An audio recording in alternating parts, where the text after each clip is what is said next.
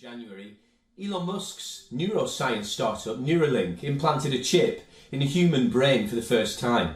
Here's the latest update. In a video streamed on X, formerly known as Twitter, the first Neuralink patient is seen using his mind to play online chess.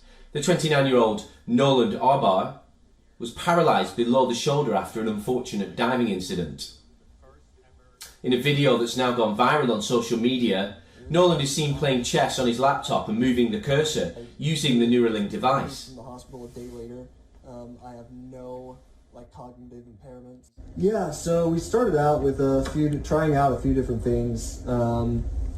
We basically went from what we call kind of differentiating like imagined movement versus attempted movement. So a lot of what we started out with was attempting to move. So I would attempt to move, say, my right hand, left, right, forward. And from there, I think it just became intuitive for me to start imagining the cursor moving. So how does this entire process work? Neuralink's technology mainly works through an implant called the link. It's a device about the size of 5 stacked coins that's placed in a region of the brain that controls the intention to move through invasive surgery. The aim here is to enable human brains to communicate directly with computers.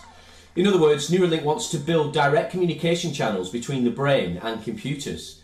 Its initial goal is to enable people to control a computer cursor or keyboard using their thoughts alone. Interestingly, the startup, which last year won approval from US regulators to test its brain implants in people, has grand ambitions. Its vision is to supercharge human capabilities. The startup aims to treat neurological disorders like ALS or Parkinson's. Basically, Neuralink plans to help patients overcome a host of neurological conditions. In fact, in the future, the firm could facilitate speedy surgical insertions of its chip devices to treat conditions like obesity, autism, depression, and schizophrenia.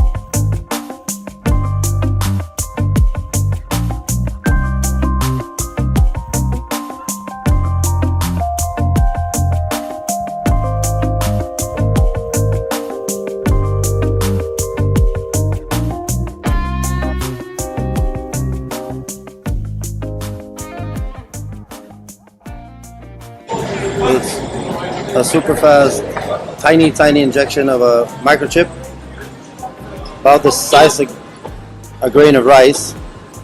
It takes about a second. It's not worse than getting an ear piercing. And when you have it, we can start supplying third-party services like payment, boarding passes, anything really that you use contactless technology for. So getting rid of your wallet, getting rid of your keychain, you don't need papers, paper money, just seamless interaction and seamless integration with hyper-connected surroundings. And how do you insert it in the body? So it's exactly like any aseptic procedure. So it would be like a vaccine. So you put on gloves, you clean the area properly, and you manipulate the skin a little bit, you inject it, you press this little pusher here, it's done.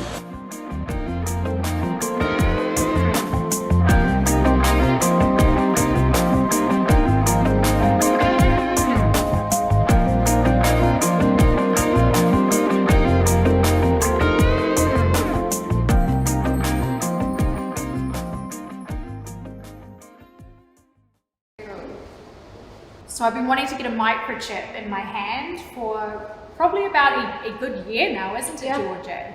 Yeah, did you want to show me the Dangerous Things website? Yes. Yeah, so let's find it. So this is the microchip website. So it's called Dangerous Things, and I actually met the founder recently, and he was saying that he started this website back in 2005. But look, they've got two different kinds of microchips. So I want the RFID one. So that's the one that you can scan. Yeah, that's the injection that they use to implant it. They're about the size of a grain of rice, encapsulated in glass, and they implant it by taking a big syringe and then putting it under the skin. And my friend Daniel has two, so he's got one in each hand. And his actually started migrating towards his wrist. And he showed us how he like kind of pushed it forward, didn't he, Georgia? Yeah, it's really gross.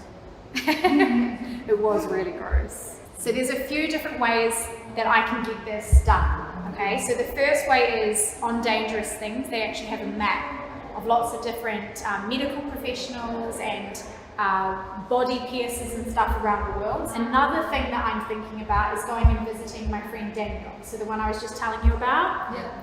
And he got his done in Colombia, but the problem is that he almost passed out. Well, no, he did pass out, didn't he? Yeah. When he got it done, so that's kind of a little bit off-putting. And then the third thing that I'm thinking about is going to Sweden. A contact of ours called Johan Esterland.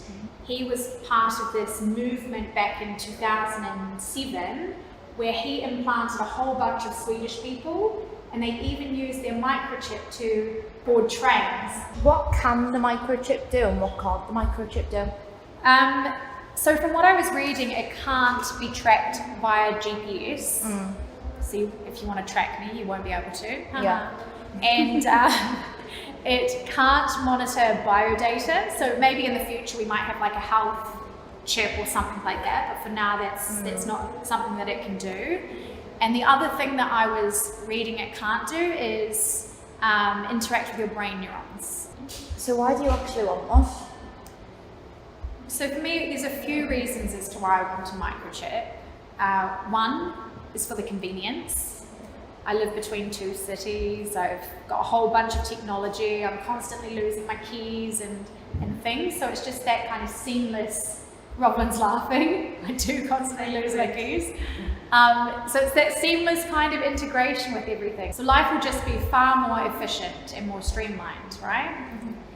And another reason why I want one is I just believe that biohacking is the next stage of human evolution. Technology is continuing to get closer and closer to our bodies, right?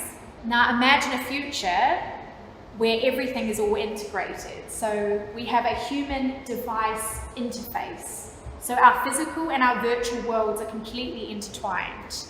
And I believe that that will help us be able to enjoy both at the same time.